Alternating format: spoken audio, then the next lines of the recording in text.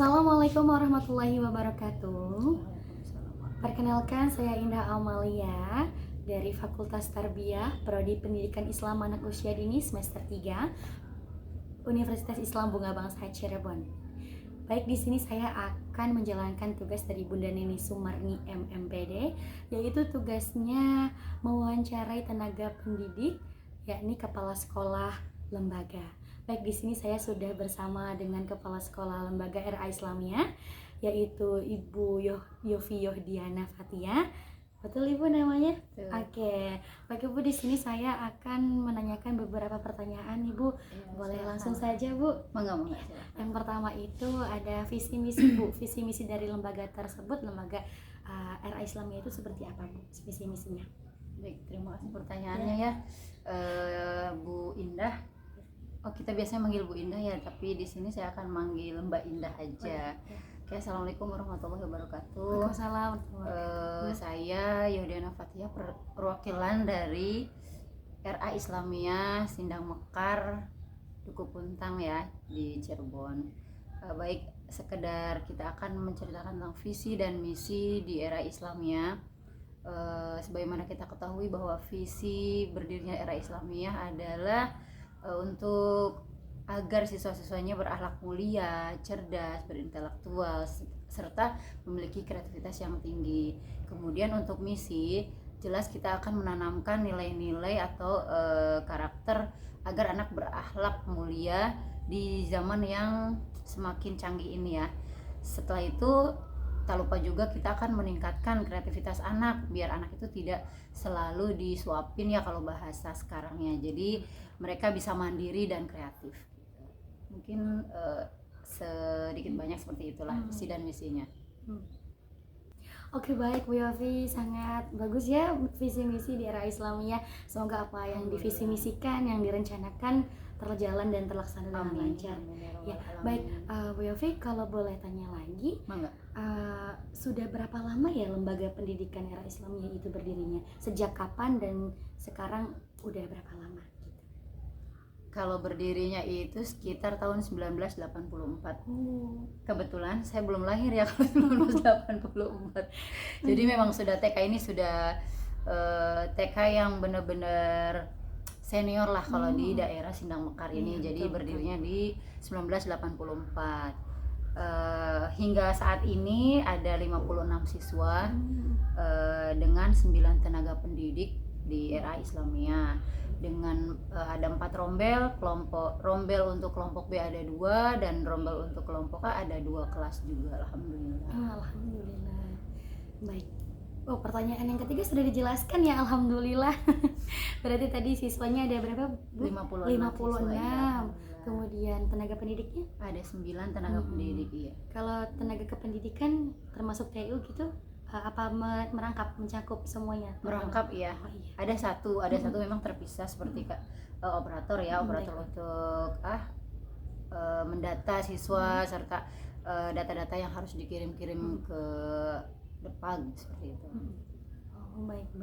Baik Bu Yofi, selanjutnya pertanyaan yang selanjutnya itu kurikulum apa yang digunakan di RA serta kegiatan apa yang dipelajari di sekolah RA dari awal sampai dari anak datang sampai pulang? Oke. Baik, dijelaskan ya, seperti Mbak Indah ketahui kita sudah masuk ke kurikulum Merdeka. Alhamdulillah di RA Islamiyah juga sudah seperti itu. Kemudian dari mulai pembelajaran dari awal, kebetulan di RA Islamiyah itu pembelajaran itu dimulai dari pukul 8 sebenarnya, cuma pembiasaan yang kita tanamkan tuh dia dimulai 7.30. Nah, tenaga pendidik sudah datang 30 menit sebelum kegiatan berlangsung. Nah, seperti biasa anak-anak pembiasaan yang kita rutinkan tuh mengaji dan membaca tapi hanya sekedar untuk mengetahui sejauh mana anak sudah mengenal huruf gitu, seperti itu, dan kita paling mengingatkan. Kemudian kalau untuk mengaji itu mungkin seperti diwajibkan ya, agar anak ketika keluar dari TK sudah bisa membaca Iqra gitu. Setelah itu berakhir di pukul 8. Dari pukul 8 hingga 8.20 lah, kita baris berbaris pembiasaan gerak dan lagu, anak dilatih motorik kasar ya, gerak, tari dan sebagainya. Kemudian kita perkuat juga dengan seperti tepuk-tepuk yang berhubungan dengan rukun Islam, rukun iman, kemudian dengan tata cara berwudu yang dibuat yang dikemas dalam tepuk atau lagu-lagu gitu. Kemudian setelah berakhir baris, kemudian kita masuk kelas. Untuk hari Selasa sampai Kamis itu duhanya di kelas.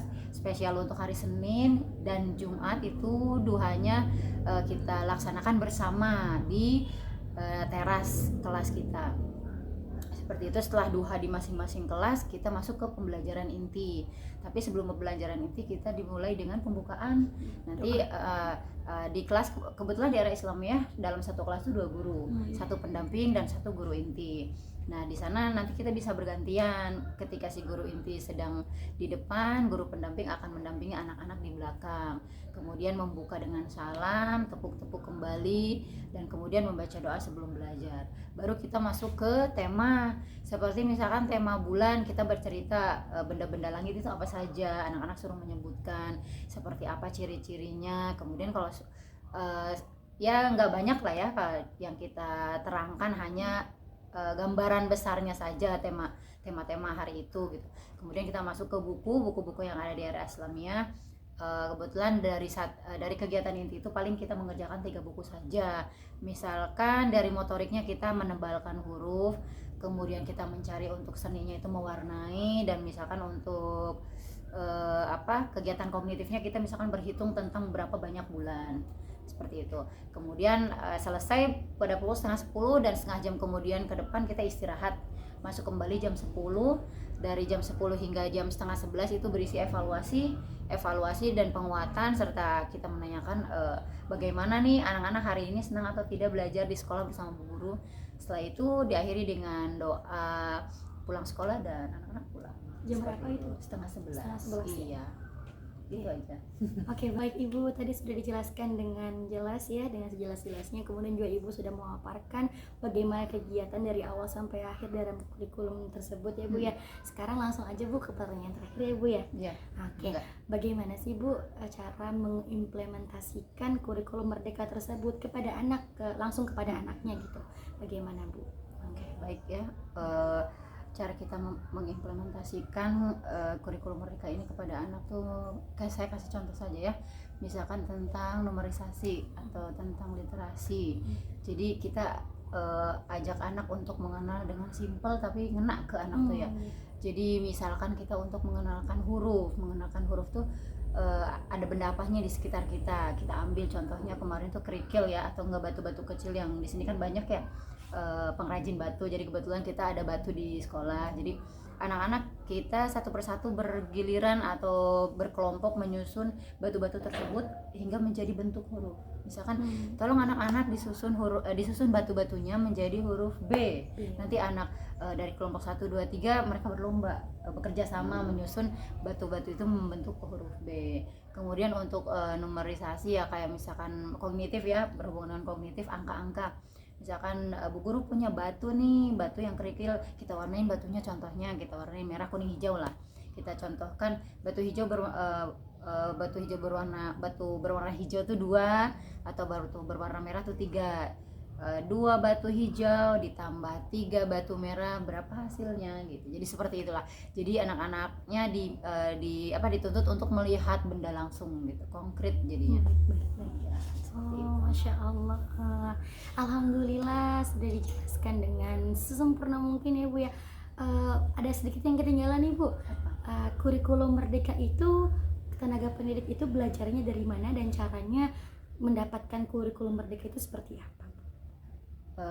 Kebetulan kalau misalkan kurikulumnya sendiri kan sudah ada ya, sudah ada. Kemudian kita hanya mengembangkan dari apa yang kita lihat dalam kurikulum seperti itu.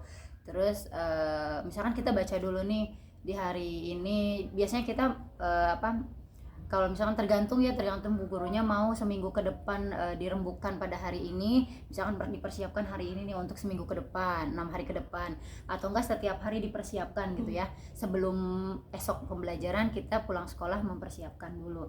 Jadi ketika kita sudah ada bahan di kelas, kita tidak perlu mencari kemana-mana lagi ya. Jadi kita hanya melihat kurikulum tentang apa nih besok gitu, baru kita mencari benda apa yang ada di sekitar lingkungan sekolah.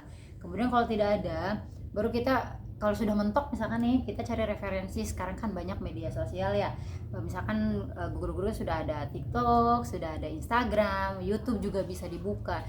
Sekarang sih enak ya, lebih enak belajar tuh dari mana saja. Jadi kebetulan banyak sumber-sumber belajar yang bisa kita lihat, atau contoh-contoh kegiatannya, bahkan cara pembuatannya juga sekarang banyak ya. Jadi kita tinggal mau belajar dan berinovasi dari apa yang kita lihat di media sosial tersebut.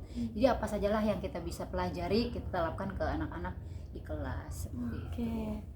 Oh, Masya Allah, Alhamdulillah, pertanyaan sudah terjawab dengan tuntas dan puas ya tentunya. Alhamdulillah, Insya Allah, semoga mohon doanya Bu Yofi, semoga tugas ini mendapat nilai yang diinginkan. Amin. Alhamdulillah. Baik, terima kasih Bu Yofi untuk waktunya. Terima kasih banyak. Terima kasih. Mohon maaf mengganggu waktu weekendnya, waktu istirahatnya. Baik, mungkin itu saja yang bisa dapat kita sampaikan. Terima kasih banyak. Kurang dan lebihnya mohon maaf. Wassalamualaikum warahmatullahi wabarakatuh. Waalaikumsalam warahmatullahi wabarakatuh.